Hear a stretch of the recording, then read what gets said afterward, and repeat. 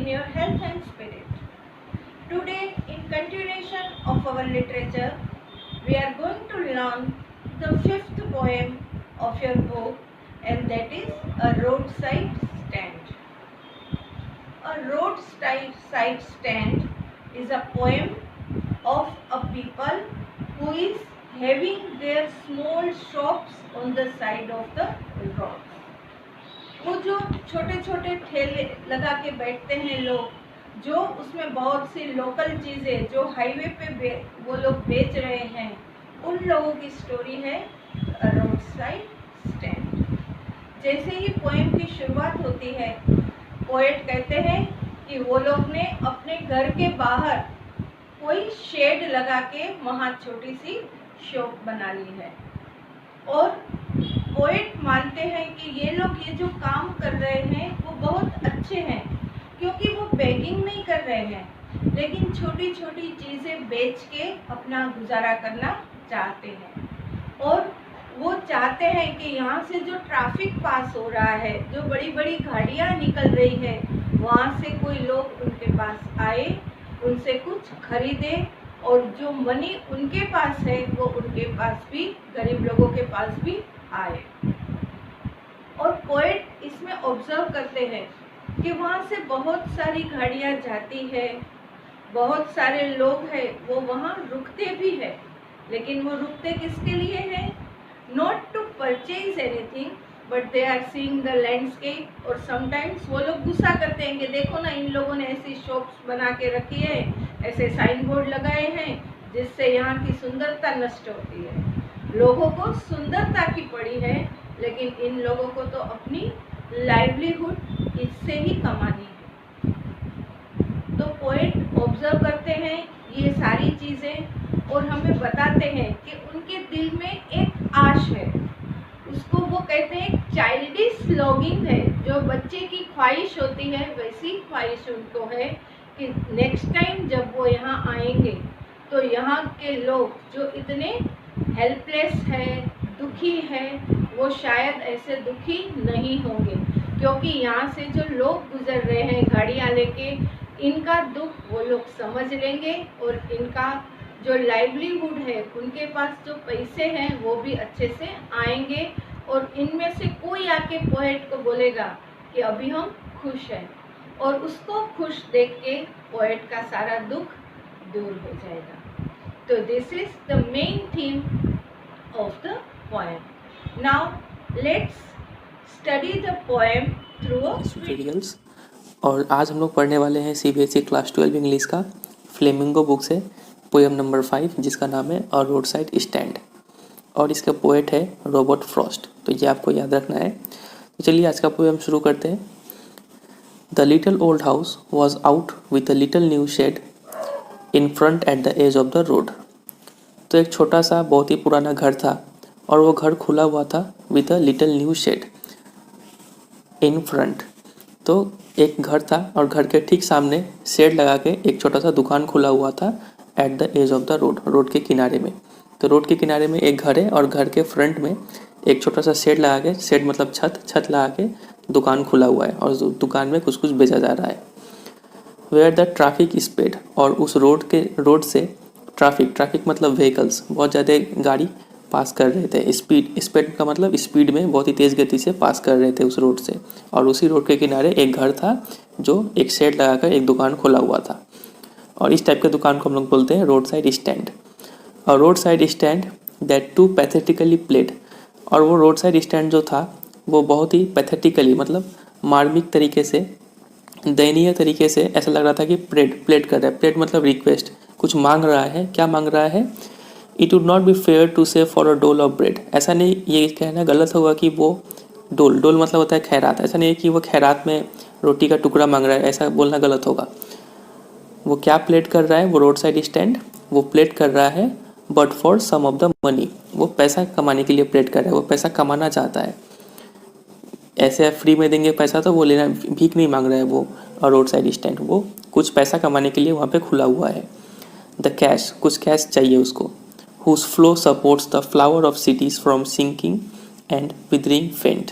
और वो कैश चाहिए जिसका फ्लो शहर में रहने वाले जो लोग हैं, यहाँ पर सिंबॉलिकली बोला गया है कि शहर में रहने वाले जो फूल है उनको सूखने और मुरझाने से बचाता है वो कैश। तो इसको समझ सकते हैं ऐसे, द फ्लावर ऑफ सिटीज़ मतलब rich and wealthy people of the cities. शहर में जो अमीर लोग रहते हैं उनको बर्बाद होने से, ठीक है, ये कैश बचाता है। तो वो कैश, ये रोड साइड स्टैंड जो खोल के रखा है उनको, उन गरीब लोगों को ये कैश चाहिए। ठीक है, यहाँ तक क्लियर है। The polished traffic past with a mind ahead. और उस रोड से, जो जिस रोड के किनारे वो रोड साइड स्टैंड खुला हुआ था, उस रोड से जो गाड़ी सब जो पास कर रहा है वो काफ़ी पॉलिश्ड है, चमचमाती गाड़ी में बैठे हुए बहुत ही अमीर लोग हैं। वो पॉलिश्ड लोग past with a mind ahead, उस गाड़ी में बैठ के जा रहे होते हैं with a mind ahead. With a mind ahead का मतलब वो अपने दिमाग में ये फिक्स कर लिए हैं कि उनको दाएं बाएं कहीं नहीं देखना है, सिर्फ अपने डेस्टिनेशन की तरफ जाना है। ठीक है, माइंड में पहले से वो सोच बना के जाते हैं वो गाड़ी में। और if ever aside a moment, और अगर कोई ये पॉलिश कार में बैठा हुआ इंसान, अमीर इंसान, अगर कोई साइड में देख भी ले, देन आउट ऑफ सॉर्ट्स मतलब इरिटेट, तब वो इंसान क्या हो जाता है, इरिटेट हो जाता है। ऐसे तो अमीर लोग क्या करते हैं, रिच लोग गाड़ी में बैठ के सीधा स्ट्रेट निकल जाते हैं। और अगर गलती से किसी का नज़र आसपास पड़ भी गया, इस रोड साइड स्टैंड पे अगर नज़र आ भी गया, तो उनका दिमाग ख़राब हो जाता है, वो इरिटेट हो जाते हैं। क्यों इरिटेट हो जाते हैं? At having the landscape marred with the artless paint. देखते हैं कि वो जो लैंडस्केप था, वो जो सीनरी था, वो सीनरी को मार्ड मतलब स्पॉइल कर रहा था ये roadside stand with the artless paint. उसमें काफ़ी गंदे तरीके से पेंट किया गया था। वो जो रोड साइड स्टैंड, उस घर था वहाँ पे, वो घर को काफ़ी बुरे तरीके से पेंट किया था। तो वो जो बुरा पेंटिंग था वो लैंडस्केप को ख़राब कर रहा था, इसलिए वो लोग आउट ऑफ सॉर्ट्स हो गए थे। वो लोग कौन लोग? ये पॉलिश्ड ट्रैफिक मतलब चमचमाती गाड़ी में बैठे हुए जो रिच एंड वेल्दी पीपल थे, वो लोग थोड़ा गुस्से हो जाते हैं ये रोड साइड स्टैंड को देख के। और क्या देख के वो लोग आउट ऑफ सॉर्ट्स मतलब इरिटेट हो जाते हैं? ऑफ साइंस, वो साइन बोर्ड देख के इरिटेट हो जाते हैं जिसमें that with N turn wrong and S turn wrong, जिसमें एन मतलब नॉर्थ और एस मतलब साउथ, ये डायरेक्शन बताता है, ये गलत तरीके से लिखा होता है। तो ये देख कर भी वो लोग इरिटेट हो जाते हैं। Offered for sale wild berries in wooden carts, और इस जो रोड साइड स्टैंड है उसमें बिकता क्या है? वाइल्ड बेरीज बिकता है। वाइल्ड बेरीज कैसा होता है, पिक्चर में देख पा रहे हैं, इन वुडन कार्ट्स, वुडन मतलब लकड़ी का, कार्ट्स मतलब कंटेनर, तो लकड़ी का कंटेनर में वाइल्ड बेरीज वो लोग बेचते हैं वहाँ पे। या फिर और क्या बेचते हैं? और crook necked golden squash with silver warts. ये crook necked golden squash with silver warts, warts क्या होता है, इसको एक पिक्चर से समझ लेते हैं। तो जैसा कि आप पिक्चर में देख पा रहे हैं, इसको बोलते हैं स्क्वाश, ठीक है, और ये गोल्डन स्क्वाश इसको बोलते हैं। और क्रूक नेक्ड, क्रूक मतलब बेंट और नेक मतलब गला, तो इनका जो गला है वो बेंट है, ठीक है, इसलिए इनको क्रूक नेक्ड बोला गया है। Golden squash with silver warts, warts का मतलब क्या होता है? ये जो आप देख पा रहे हैं उठा जो स्ट्रक्चर है इसके ऊपर, जैसा करेला के ऊपर भी आप देखते हैं उठा जो सर्कल पार्ट होता है, उसको हम लोग वॉट्स बोलते हैं, ठीक है, तो उसी को बोला गया है सिल्वर वॉट्स। तो ये सब चीज़ वो लोग बेचते हैं अपने दुकान में। अब आते हैं वापस टेक्स्ट पे।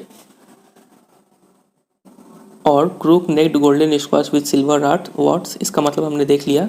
और beauty rest in a beautiful mountain scene, तो वो लोग अपना, वो जो पॉलिश कार में जो बैठे हुए लोग हैं वो लोग असाइड क्यों देखते हैं?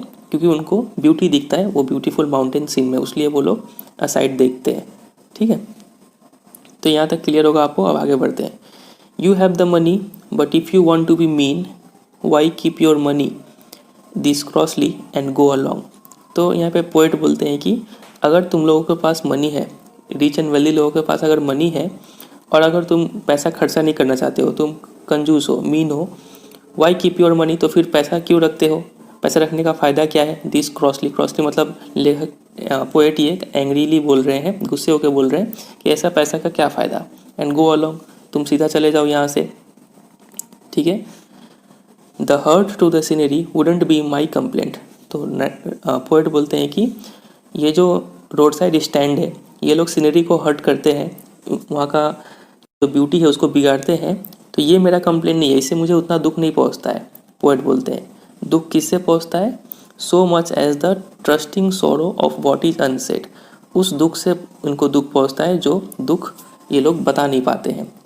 इन रोड साइड स्टैंड वालों का दुख क्या है वो हमें यहाँ बताया गया है। Here far from the city we make our roadside stand. शहर से काफ़ी दूर हम लोग अपना रोड साइड स्टैंड बनाते हैं, ठीक है। And ask for some city money to fill in hand. और ये जो रोड साइड स्टैंड वाले लोग जो है, जो रूरल पीपल है, पुअर पीपल है, वो लोग चाहते हैं कि थोड़ा सिटी का मनी मतलब कैश जो है वो अपने हाथों में फील कर पाए। टू ट्राई, ये लोग कोशिश करते हैं if it will not make our being expand.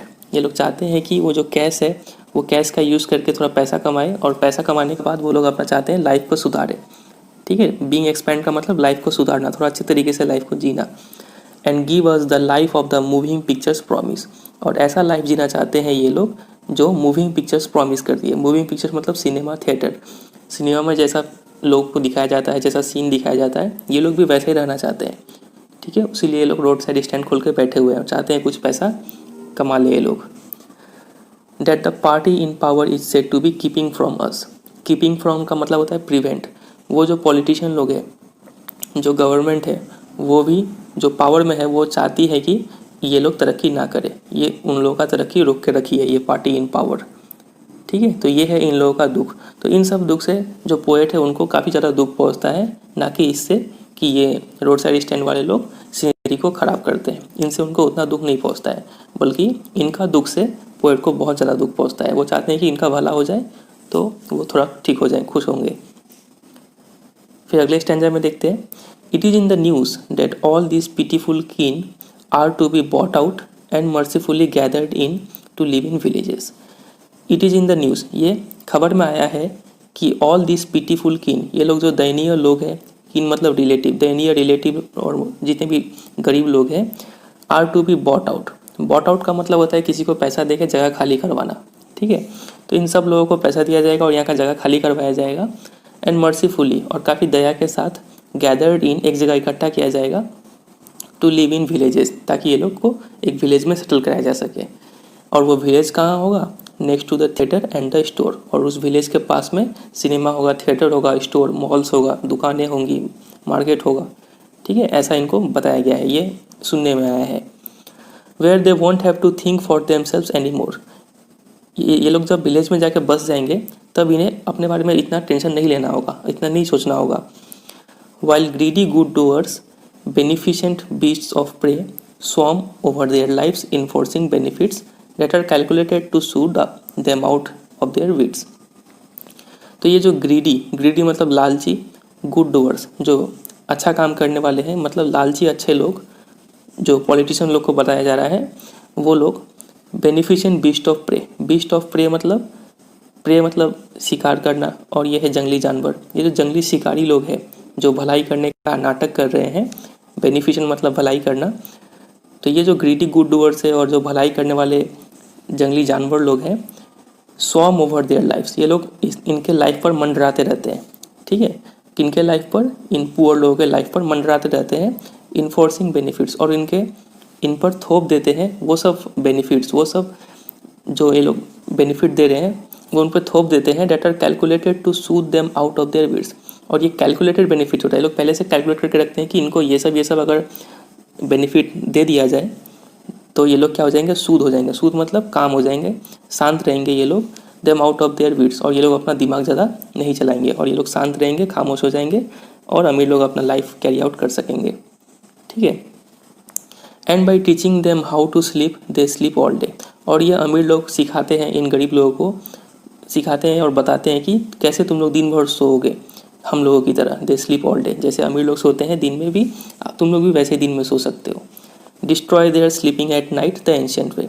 लेकिन जब आप दिन में सो लेंगे तो एंशिएंट वे, पुराना तो कथा है, सबको पता है कि अगर आप दिन में सो लेंगे तो आपको शरीर को ज़्यादा रेस्ट मिल जाएगा और आप रात को नहीं सो पाएंगे। तो यही अमीर लोग सिखाते हैं इन लोगों को, पॉलिटिशियन लोग यही सिखाते हैं कि कैसे वो लोग दिन भर सो पाएंगे, बहुत आराम मिलेगा। अगर आप लोग यहाँ विलेज में सेटल हो जाओगे तो आपको थिएटर के पास ज़मीन मिलेगा, स्टोर में आप जा पाएंगे, आपको अब इतना टेंशन नहीं लेना पड़ेगा अपने बारे में, ठीक है। ये सब उनको लुभाते हैं ये लोग, पॉलिटिशियन लोग, रिच लोग, और उनको सिखाते हैं कि कैसे वो लोग दिन भर सो पाएंगे जैसे कि अमीर लोग सोते हैं, ठीक है। और अगर ऐसा सोएंगे तो पोएट बोलते हैं कि वो लोग अपना रात का नींद को हराम कर लेंगे, द एंशिएंट में, जैसा कि पुराने ज़माने में होता था, ठीक है। Sometimes I feel my self I can hardly bear the thought of so much childish longing in when. तो कभी कभी जो पोएट है वो खुद महसूस करते हैं कि उनको ये बात बर्दाश्त नहीं होता है कि the thought of so much childish longing in when. Childish longing, ये जो रोड साइड स्टैंड वाले लोग, जो गरीब लोग हैं, ये लोग जो बच्चों की तरह जो लॉन्गिंग, इनका जो चाह है, जो डिमांड है बच्चों की तरह, ये डिमांड इन वेन है, मतलब कभी ये डिमांड पूरा नहीं हो सकता है। तो इससे लेखक रियलाइज़ करते हैं कि ये सब इनको बर्दाश्त नहीं होता है। ठीक है। The sadness that lurks near the open window there that waits all day in almost open prayer.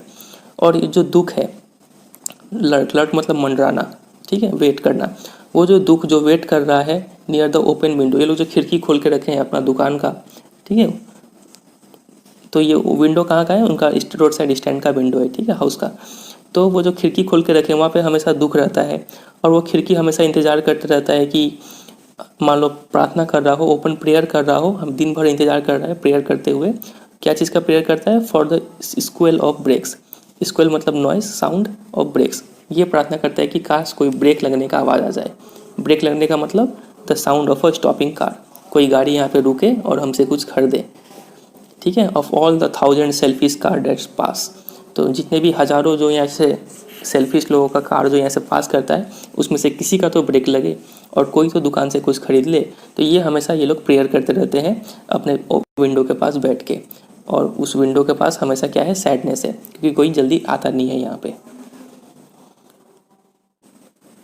Just one to inquire what a farmer's prices are. तो इस 1000 जो सेल्फिश कार यहाँ से पास करती है, उसमें से कोई एक गाड़ी तो रुके और पूछे कि फार्मर्स का जो प्रोडक्ट वो बेच रहा है उसका दाम क्या क्या है, कोई तो गाड़ी पूछे। तो ये सभी जो गरीब लोग हैं, फार्मर्स लोग हैं, ये सब इसी चीज़ का वेट करते रहते हैं।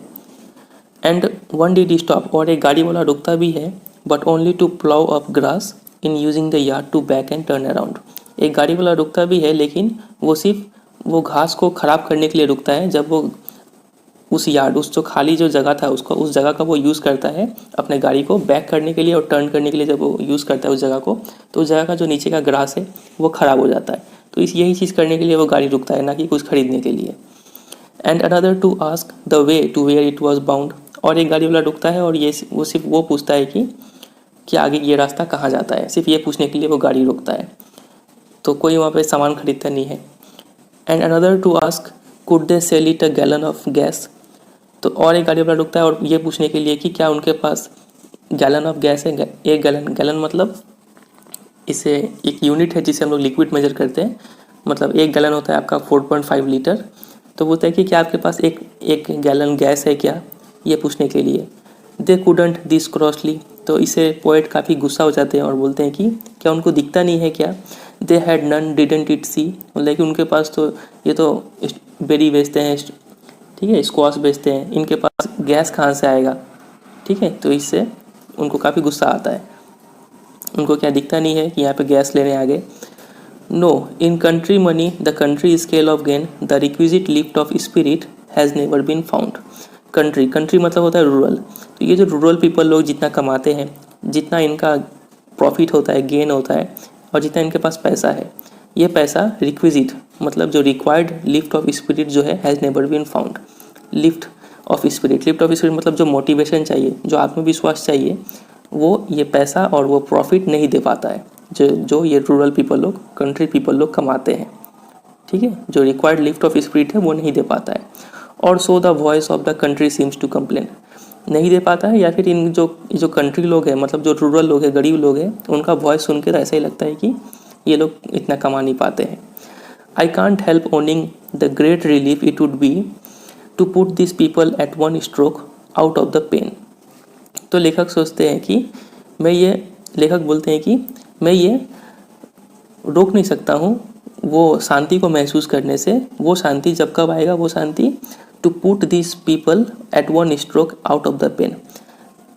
काश ऐसा हो जाए कि एक ही झटके में ये जितने भी गरीब लोग हैं, इनका दुख एक बार में दर्द हो जाए, तो वो जो संतुष्टि मिलेगा, ग्रेट रिलीफ मिलेगा। तो लेखक को उस शांति से अपने आप को अनुभव करने से रोक नहीं पा रहे हैं, ठीक है। काफ़ी ज़्यादा शांति मिलेगा उन्हें तब, जब इन गरीब लोगों का दुख एक स्ट्रोक में, मतलब एक झटके में इन गरीब लोगों का दुख अगर ख़त्म हो जाए, तो लेखक काफ़ी अच्छा फील करेंगे। And then the next day as I come back in to the sane. और फिर अगले दिन जब लेखक अपने होश में होंगे, सेन, इनसेन मतलब होता है मैड, इनसेन का मतलब ठीक है स्टूपिड, और सेन का मतलब होता है आप होशो हवास में हेल्दी माइंड के साथ हैं। तो जब अगले दिन जब लेखक अपने होश में आए, ठीक है, लेखक मतलब बोल रहे हैं कि अगर एक झटके में इन लोगों का दुख दर्द सब खत्म हो जाए। और अगले दिन जब लेखक होश में आए, I wonder how I should like you to come to me. तो लेखक सोचते हैं कि कितना मुझे पसंद आएगा जब ये गरीब में से कोई एक लोग मेरे पास आएंगे, and offer to put me gently out of my pain. और ये गरीब, उनमें से ये गरीब लोग मुझे मुझे अपने दर्द से राहत दिलाएंगे। मुझे अपने दर्द से राहत कैसे दिलाएंगे? क्योंकि गरीब लोग तो पेन में है ही, और गरीब लोग का पेन देख के ये जो पोएट है रॉबर्ट फ्रॉस्ट, वो भी काफ़ी पेन फील कर रहे हैं। तो इन गरीब लोगों का अगर पेन एक बार में दूर हो जाए, और अगले दिन उसी गरीब में से कोई एक लोग जो अभी जिसका हालत अभी सुधर चुका है, वही एक गरीब लोग अगर लेखक के पास आके बोले कि मैं अब ठीक हूँ, तो लेखक का भी जो पेन है वो ख़त्म हो जाएगा। ठीक है, तो वहीं आके बोला गया है कि कितना मुझे अच्छा रहेगा जब उनमें से कोई एक लोग आएगा, and offer to put me gently out of my pain, और ऑफर करेगा कि वो मुझे मेरे गम से निकाल पाए। क्योंकि जब गरीब लोगों का गम खत्म हो जाएगा तो लेखक का भी टेंशन खत्म हो जाएगा, उनका भी जो दुख है वो एंड हो जाएगा। Hope students you understand the poem nicely, and now at the end I want to say, just poet is hoping for the other people, we have to think about ourselves. Indirectly it is the message of the poet that we have to help those needy people who are keeping roadside stand to earn their livelihood, so we can form a better society. Thank you students.